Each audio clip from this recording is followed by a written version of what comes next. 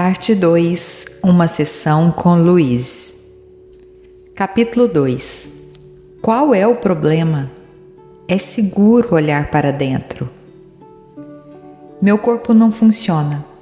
Ele dói, sangra, lateja, purga, vibra, incha, vacila, anda, envelhece, não consegue ver, não consegue ouvir, está apodrecendo, etc. Mas tudo o que você criou. Acho que já ouvi frases desse tipo. Meus relacionamentos não funcionam. Eles são sufocantes, ausentes, exigentes, não me apoiam, sempre me criticam, não me amam, nunca me deixam a sós, implicam comigo o tempo todo, não querem se importar comigo, me espizinham, jamais me ouvem, etc. Mas tudo o que você possa ter criado. Sim, também já ouvi todas essas. Minhas finanças não funcionam. Elas não existem, raramente estão presentes, nunca há o bastante. São inatingíveis, vão mais rápido do que vêm. Não são suficientes para cobrir as despesas. Escapam pelos meus dedos, etc. Mas tudo o que você possa ter criado. Claro, já ouvi todas elas. Minha vida não funciona. Nunca consigo fazer o que quero, não consigo agradar ninguém, não sei o que quero fazer, nunca há tempo suficiente para mim. Minhas necessidades e desejos sempre acabam de fora. Só estou fazendo isso para agradá-los. Não passo de um capacho, ninguém se importa com o que eu quero fazer. Não tenho talento, não consigo fazer nada direito. Tudo o que faço é adiar, nada jamais dá certo para mim, etc. Mas tudo o que você possa ter criado para você mesmo. Todas essas frases eu já ouvi e muitas mais. Sempre que pergunto a um novo cliente o que está acontecendo em sua vida, geralmente ouço uma das respostas acima. Ou talvez várias delas. A pessoa pensa realmente que sabe qual é o problema. Todavia, eu sei que essas queixas não passam por efeitos exteriores de padrões de pensamentos internos. Sob eles existe um padrão mais profundo, mais fundamental, que é a base de todos os efeitos externos. Presto atenção às palavras que as pessoas usam quando respondem a algumas perguntas básicas, como, por exemplo, o que está acontecendo em sua vida? Como anda a sua saúde? Como você ganha a vida? Gosta do seu trabalho? Como andam as suas finanças? Como é sua vida amorosa? Como terminou o seu último relacionamento? E o relacionamento antes desse, como terminou? Faça um resumo de sua infância. Observe as posturas corporais e os movimentos faciais. Porém, acima de tudo, realmente presta atenção às palavras que dizem. Pensamentos e palavras criam nossas experiências futuras. Enquanto os ouço falar, posso realmente compreender porque tem esses problemas em particular. As palavras que emitimos dão indicação de nossos pensamentos interiores. Às vezes, as palavras usadas não combinam com as experiências descritas. Então, sei que ou eles não têm consciência do que realmente está acontecendo, ou estão mentindo para mim. Qualquer uma dessas alternativas é um ponto de início e nos dá a base da qual podemos começar. Então, agora eu vou propor um exercício. Se chama Eu Deveria. Meu passo seguinte é dar aos meus clientes papel e caneta e pedir-lhes que escrevam no alto da página Eu Deveria. Então, eles terão que escrever 5 ou 6 modos de terminar a sentença. Faça isso. Alguns acham difícil começar, outros têm tanto a escrever que encontram dificuldade em parar. Então peço-lhes que leiam a lista para mim, começando cada sentença com "eu deveria". À medida que terminam cada uma, eu pergunto por quê. As respostas são interessantes e reveladoras, como: minha mãe disse que eu deveria, porque tenho medo de não fazê-lo, porque tenho de ser perfeito. Bem, todo mundo tem que fazer isso, porque sou preguiçoso demais, baixo demais, gordo demais, alto demais, magro demais, burro demais, feio demais, sem valor demais. Essas respostas mostram de onde eles estão emperrados em suas crenças e que limitações pensam que têm. Não faço comentário sobre as respostas. Uma vez terminada a lista, converso sobre a palavra deveria. Entenda, creio que a palavra deveria é uma das mais prejudiciais que existem em nossa linguagem. Sempre que usamos deveria, estamos na verdade dizendo errado. Ou estamos errados, ou estávamos errados, ou vamos estar errados. Penso que não precisamos de mais errados em nossas vidas. Necessitamos de mais liberdade de escolha. Eu gostaria de pegar a palavra deveria e retirá-la do nosso vocabulário para sempre. Então eu a substituiria pela palavra posso. Posso nos dar escolha e jamais estamos errados. Depois dessa conversa, eu peço aos clientes para relerem a lista, só que dessa vez começando cada sentença com: se eu quisesse de verdade, poderia, o que lança uma luz inteiramente nova sobre o assunto.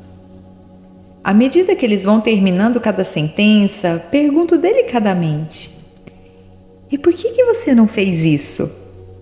As respostas, então, são bem diferentes. Porque não quero, tenho medo, não sei como, porque não sou bom o bastante, etc.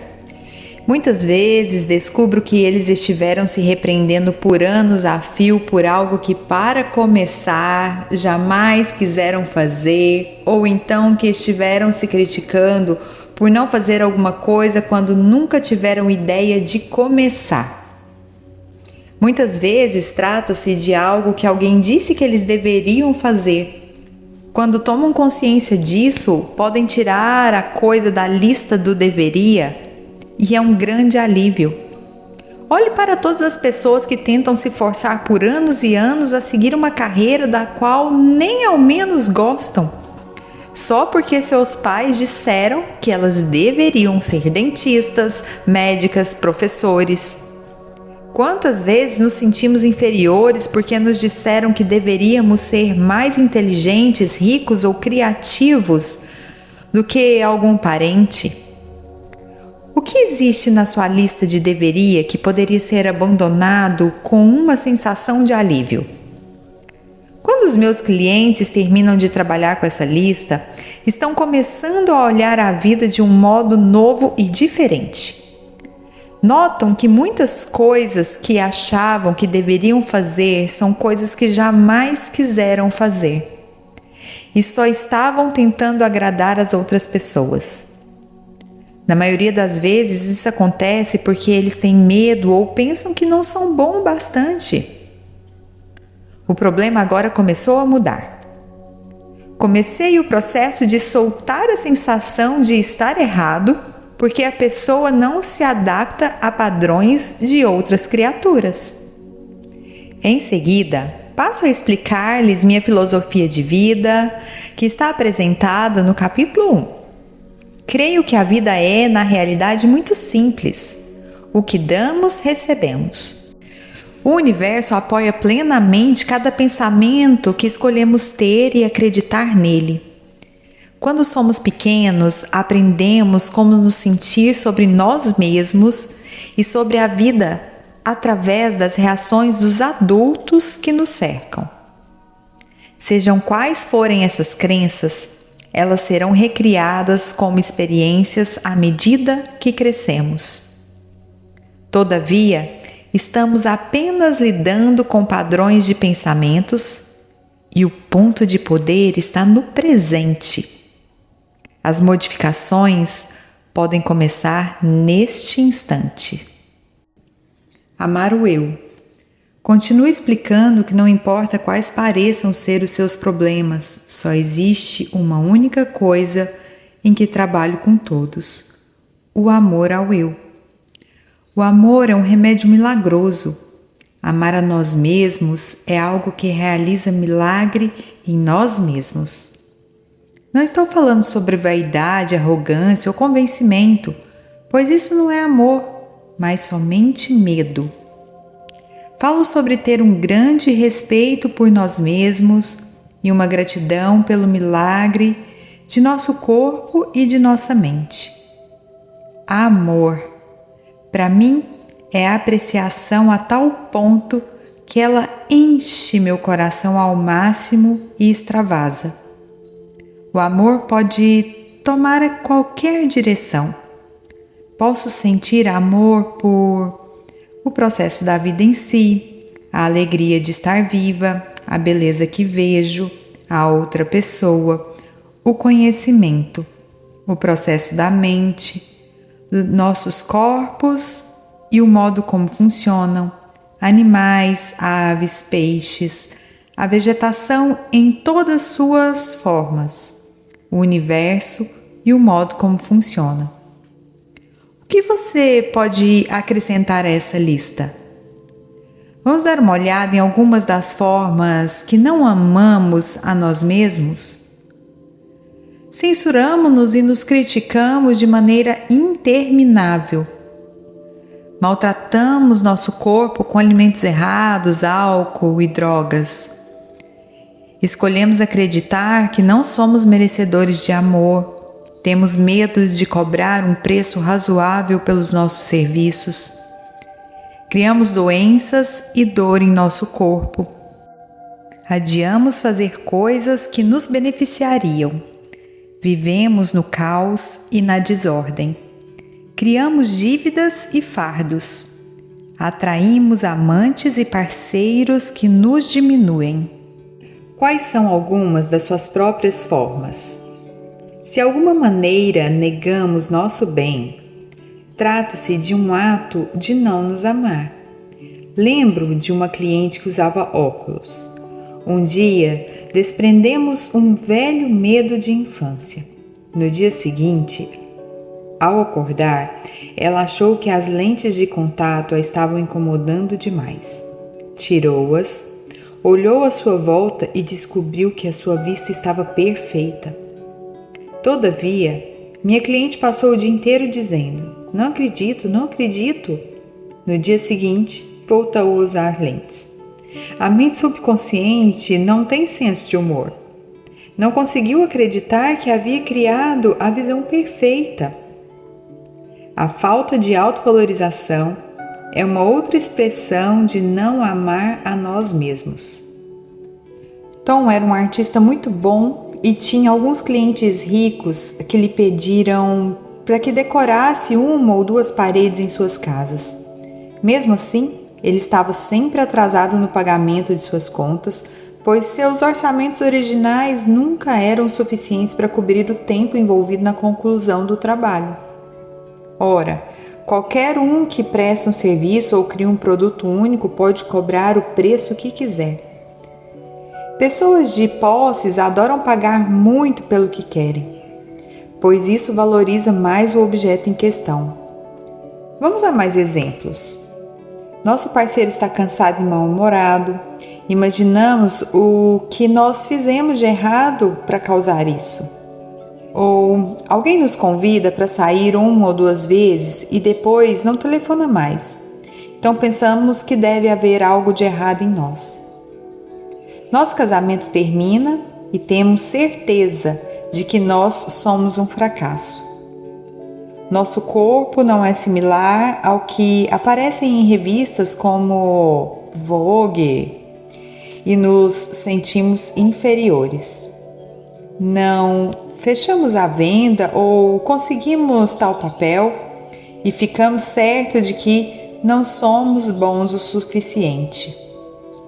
Temos medo da intimidade ou de deixar alguém se aproximar demais, de modo que procuramos sexo anônimo. Não conseguimos tomar decisões porque temos certeza de que elas serão erradas. Como você expressa sua falta de autovalorização? A perfeição dos bebês. Como você era perfeito quando era bebezinho? Os bebês não têm de fazer nada para se tornar perfeitos. Eles já são perfeitos e agem como se soubessem disso. Sabem que são o centro do universo. Não têm medo de pedir o que querem e expressam livremente suas emoções. Qualquer um sabe quando o bebê está bravo, aliás, toda a vizinhança sabe. Também se sabe quando eles estão felizes, pois seus sorrisos são capazes de iluminar um quarto inteiro. Os bebês são cheios de amor. Crianças muito pequeninas morrem se não recebem amor. À medida que vamos ficando mais velhos, aprendemos a viver sem esse amor. Mas os bebês não suportam isso. Os pequeninos também adoram cada parte de seu corpo. Amam até as suas próprias fezes. Eles têm uma coragem incrível. Você era assim. Nós éramos todos assim. Então começamos a ouvir os adultos à nossa volta que haviam aprendido a ser medrosos e passamos a negar nossa própria magnificência. Nunca acredito quando os clientes tentam me convencer de como são horríveis ou tão pouco dignos de amor. Meu trabalho é levá-los de volta à época em que sabiam como realmente amar a si mesmos.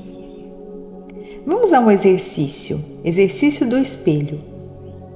Eu peço ao cliente para pegar um pequeno espelho, olhar bem nos olhos, dizer seu nome e depois: eu o amo e aceito exatamente como você é. Esse exercício é extremamente difícil para muitas pessoas. É raro eu obter uma reação tranquila, muito menos um pouco de alegria com essa prática. Alguns choram ou ficam com os olhos marejados, outros se enfurecem, outros ainda menosprezam suas feições ou qualidades, uns poucos afirmam que não conseguem. Cheguei a ver um homem atirar o espelho para longe e querer fugir. Precisei trabalhar meses seguidos com esse cliente até ele poder começar a relacionar-se consigo mesmo no espelho. Por muitos anos eu olhei no espelho apenas para criticar o que eu via nele. Hoje, quando me recordo das intermináveis horas que passei acertando as sobrancelhas, tentando me tornar razoavelmente aceitável, eu acho graça. Lembro-me bem do medo que eu sentia de olhar dentro dos meus próprios olhos. No trabalho, esse exercício me mostra muito. Em menos de 1 hora sou capaz de atingir o âmago da questão sobre o problema externo. Quando se atua apenas no nível do problema, gastam-se horas intermináveis trabalhando em cada detalhe e no instante em que tudo parece arrumado, ele brota num outro lugar qualquer. O problema raramente é o verdadeiro problema. Ela vivia preocupada com a sua aparência, em especial com os dentes. Estava sempre trocando de dentista, achando que o último só a fizera parecer pior. Então resolveu fazer plástica no nariz, mas o resultado foi ruim. O fato era que cada profissional estava refletindo sua crença de que ela era feia. Seu problema não era a aparência, mas o fato de que estava convencida de que havia algo errado nela. Uma outra mulher tinha um mau hálito terrível e as pessoas achavam desagradável ficar perto dela. Ela estudava para ser ministra de igreja e o seu comportamento exterior era piedoso e espiritual. Todavia, sob ele havia uma furiosa corrente de raiva e inveja que explodia às vezes, quando essa mulher achava que alguém poderia estar ameaçando sua posição.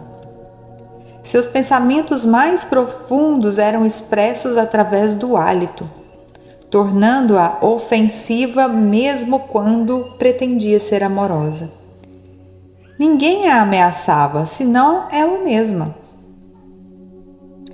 Ele tinha apenas 15 anos quando a mãe o trouxe a mim, porque o garoto estava com mal de Hodgkin e haviam-lhe dado só 3 meses de vida. A mãe, como seria de esperar, estava histérica e era de difícil trato. Mas ele era esperto e inteligente e queria viver. Estava disposto a fazer tudo o que eu mandasse, inclusive modificar o modo como falava e pensava. Os pais separados estavam sempre discutindo e o garoto, na verdade, não tinha uma vida doméstica estável. E queria desesperadamente ser ator e a perseguição da fama e da fortuna era muito maior do que a sua capacidade de experimentar a alegria. Pensava que só seria aceitável e digno de valor se tivesse fama. Eu o ensinei a se amar e se aceitar, e ele ficou bom. Agora está amadurecido e atua com regularidade na Broadway, pois à medida que foi aprendendo a vivenciar a alegria de ser ele mesmo, abriram-se novos papéis para o seu talento. O excesso de peso é o outro bom exemplo de como podemos desperdiçar muita energia tentando corrigir um problema que não é verdadeiro. As pessoas frequentemente passam anos e anos lutando contra a gordura e continuam com excesso de peso. Afirmam que todos os seus problemas vêm porque elas são gordas. O excesso de peso é só um efeito exterior de um profundo problema interno. Para mim, ele é sempre um medo e uma necessidade de se sentir protegido. Quando nos sentimos amedrontados ou inseguros, ou não bons o bastante, muito de nós acumulam gordura para se proteger. Gastar tempo nos menosprezando por ser gordos demais, sentir a culpa de cada garfada que comemos, fazer todas as coisas más que fazemos a nós mesmos quando engordamos, não passa de desperdício de tempo. Daqui a 20 anos estaremos na mesma posição, porque não começamos a lidar com o verdadeiro problema por trás da gordura. Só conseguimos nos tornar mais amedrontados e inseguros e então precisamos de mais peso para proteção. É por isso que eu me recuso a focalizar a atenção na gordura ou em dietas, pois essas não funcionam. A única dieta que dá certo é a dieta mental, a que evita pensamentos negativos. Costumo dizer aos meus clientes, vamos colocar essa questão de lado por algum tempo enquanto trabalhamos em algumas outras coisas. Muitas vezes eles me revelam que não podem se amar porque são muito gordos ou, como diz uma moça, redondos demais nas beiradas. Explico-lhes então que eles são gordos porque não se amam. É impressionante ver como, quando se começa a amar e a aprovar a nós mesmos, a gordura excessiva vai desaparecendo do nosso corpo. É comum alguns clientes ficarem bravos comigo quando lhes explico como é fácil mudar sua vida, porque têm a impressão de que não estou compreendendo seus problemas. Uma mulher ficou muito nervosa e falou: "Vim aqui para conseguir ajuda no preparo da minha dissertação, não para aprender a me amar." Todavia, para mim estava claro que o seu principal problema era o ódio contra si mesmo, que permeava todas as áreas de sua vida, inclusive o escrever a dissertação. Ela não seria bem-sucedida em nada enquanto se sentisse tão sem valor. Ela recusou-se a me ouvir e saiu em lágrimas. Voltou 1 ano depois com o mesmo problema e muitos outros mais. Algumas pessoas não estão prontas e não temos como avaliar isso. Todos começamos a fazer nossas mudanças na hora, no espaço e na sequência certa para nós. Eu só comecei a minha depois de completar 40 anos. O verdadeiro problema. Então me vejo diante de um cliente que acabou de se olhar no inofensivo espelhinho e ele está todo nervoso. Sorrio com prazer e digo: ótimo, agora estamos olhando para o verdadeiro problema e podemos começar a resolver aquilo que está realmente atrapalhando seu caminho. Converso mais sobre o amar o eu, sobre como, para mim, amar o eu começa como nunca, jamais nos criticar por nada. Observo o rosto de meus clientes quando lhes pergunto se costumam se criticar e suas reações me dizem muito. Ora, claro que sim, o tempo todo. Não tanto quanto costumava fazer. Ora, como que eu vou mudar se eu não me critico? Ou não é o que todos fazem? Enfim, a esses últimos eu respondo: não estamos falando de todos, estamos falando de você. Por que você se critica? O que há de errado com você? Enquanto eles falam, eu vou escrevendo uma lista. O que dizem frequentemente coincide com sua lista do deveria. Acham que são altos demais, baixos demais, gordos demais, feios demais, jovens demais. Os mais bonitos, em geral, respondem isso. Falam também que são vagarosos demais, apressados demais, preguiçosos demais, etc, etc, etc. Note como quase sempre é a mesma coisa demais. Finalmente chegamos à frase primária quando dizem: não sou bom o bastante. Viva, viva! Finalmente encontramos o âmago da questão. Eles se criticam porque aprenderam a acreditar que não são bons o bastante. Os clientes se admiram com a rapidez com que chegamos a essa descoberta. Agora não precisamos mais nos preocupar com os efeitos colaterais, como problemas corporais, de relacionamento, financeiro ou a falta de expressão criativa.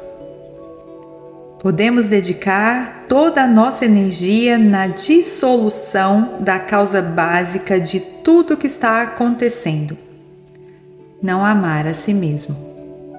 Vamos para o próximo capítulo. Aproveite para curtir, comente aqui o que você está achando do livro e compartilhe esse presente magnífico da Louise Hay.